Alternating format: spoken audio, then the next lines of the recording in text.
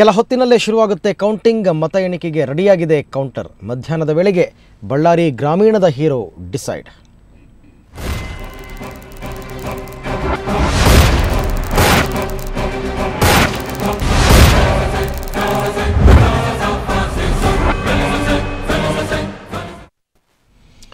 ರಾಜ್ಯದ ಜನರ ಚಿತ್ತ ಗಣಿನಾಡಿನತ್ತ ನೆಟ್ಟಿದೆ. ಬೈ ಎಲೆಕ್ಷನ್ ರಿಸಲ್ಟ್ ಏನಾಗುತ್ತೆ ಅನ್ನೋ ಕುತೂಹಲ ಗರಿಗೆದರಿದೆ. ಅಭ್ಯರ್ಥಿಗಳು ಉಸಿರು ಬಿಗಿ ಹಿಡಿದು ಹಣೆ ಬರಹ ಏನಾಗುತ್ತೋ ಅಂತ ಕಾಯ್ತಾ ಇದ್ದಾರೆ. ಮಧ್ಯಾಹ್ನ 12 ಗಂಟೆ ವೇಳೆಗೆ ಬಳ್ಳಾರಿ ಗ್ರಾಮೀಣ ಕ್ಷೇತ್ರದ ಹೀರೋ ಯಾರು ಅನ್ನೋದು ಗೊತ್ತಾಗುತ್ತೆ.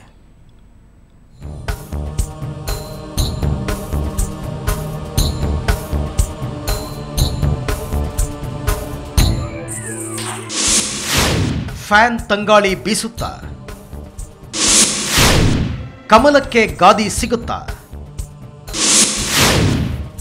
ಹಸ್ತರೇಖೆ ಚೆನ್ನಾಗಿದೆಯಾ? ಈ ಎಲ್ಲ ಪ್ರಶ್ನೆಗಳಿಗೆ ಇವತ್ತು ಉತ್ತರ ಸಿಗಲಿದೆ. ಸ್ವಾಭಿಮಾನಿ ಸಮರದ ಫಲಿತಾಂಶಕ್ಕೆ ಕ್ಷಣಗಣನೆ ಆರಂಭವಾಗಿದೆ. ಶ್ರೀರಾಮುಲು, ಗಾದಿಲಿಂಗಪ್ಪ ಹಾಗೂ ರಾಮ್ಪ್ರಸಾದ್ ಬಗ್ಗೆ ಮತಪ್ರಭು ಬರೆದ ಹಣೆ ಬರಹ ಏನು ಅನ್ನೋದು ಗೊತ್ತಾಗುತ್ತೆ. ಇದಕ್ಕಾಗಿ ಇಡೀ ರಾಜ್ಯವೇ ಕುತೂಹಲದಿಂದ ಎದುರು ನೋಡುತ್ತಿದೆ. ಗಣಿನಾಡಿನಲ್ಲಿ ಧೂಳೆಬ್ಬಿಸಿರೋ ಬಳ್ಳಾರಿ ಬೈ ಎಲೆಕ್ಷನ್ ಕೌಂಟಿಂಗ್ ಆಗಿ ಈಗಾಗಲೇ ಸಕಲ ಸಿದ್ಧತೆಗಳನ್ನು ಮಾಡಿಕೊಳ್ಳಲಾಗಿದೆ. ಬಳ್ಳಾರಿ ಸರ್ಕಾರಿ ಪಾಲಿಟೆಕ್ನಿಕ್ ಕಾಲೇಜಿನಲ್ಲಿ ಮತ ಎಣಿಕೆ ನಡೆಯಲಿದ್ದು, ಕೌಂಟಿಂಗ್ಗೆ 12 ಟೇಬಲ್ಗಳ ವ್ಯವಸ್ಥೆ ಮಾಡಲಾಗಿದೆ. ಒಟ್ಟು 18 ಸುತ್ತುಗಳಲ್ಲಿ ಮತ ಎಣಿಕೆ ಕಾರ್ಯ ನಡೆಯಲಿದೆ. 62 ಚುನಾವಣಾ ಸಿಬ್ಬಂದಿ ಮತ ಎಣಿಕೆ ಕಾರ್ಯದಲ್ಲಿ ನಿರತರಾಗಲಿದ್ದಾರೆ. ಇನ್ನು ಕೌಂಟಿಂಗ್ ಪ್ರಕ್ರಿಯೆಯನ್ನು ಸಂಪೂರ್ಣವಾಗಿ ವಿಡಿಯೋ ಚಿತ್ರೀಕರಣ ಮಾಡಲಾಗುತ್ತೆ. ಜೊತೆಗೆ ಪ್ರತಿ ರೌಂಡ್ನಲ್ಲಿ ಯಾರು ಹಿನ್ನಡೆ ಯಾರು ಮುನ್ನಡೆ ಅನ್ನೋದನ್ನು LCDಗಳ ಮುಖಾಂತರ ಡಿಸ್ಪ್ಲೇ ವ್ಯವಸ್ಥೆಯನ್ನು ಮಾಡಲಾಗಿದೆ. ಬೆಳಗ್ಗೆ 8 ಗಂಟೆಗೆ ಕೌಂಟಿಂಗ್ ಶುರುವಾಗಲಿದ್ದು 12 ಗಂಟೆಯ ವೇಳೆಗೆ ಫಲಿತಾಂಶ ಸಿಗೋ ಸಾಧ್ಯತೆ ಇದೆ. ಯಾವುದೇ ಅಹಿತಕರ ಘಟನೆ ನಡೆಯದಂತೆ ತಡೆಯಲು ಎಲ್ಲ ಬಾರ್ ಮತ್ತು ರೆಸ್ಟೋರೆಂಟ್ಗಳನ್ನು ಬಂದ್ ಮಾಡಲು ಆದೇಶಿಸಲಾಗಿದೆ.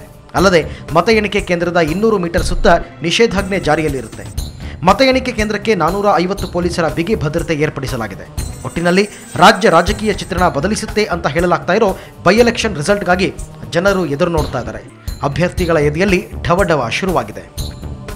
ನರಸಿಂಹಮೂರ್ತಿ ಕುಲಕರ್ಣಿ, ಸುವರ್ಣ ನ್ಯೂಸ್ 24/7 ಬಳ್ಳಾರಿ.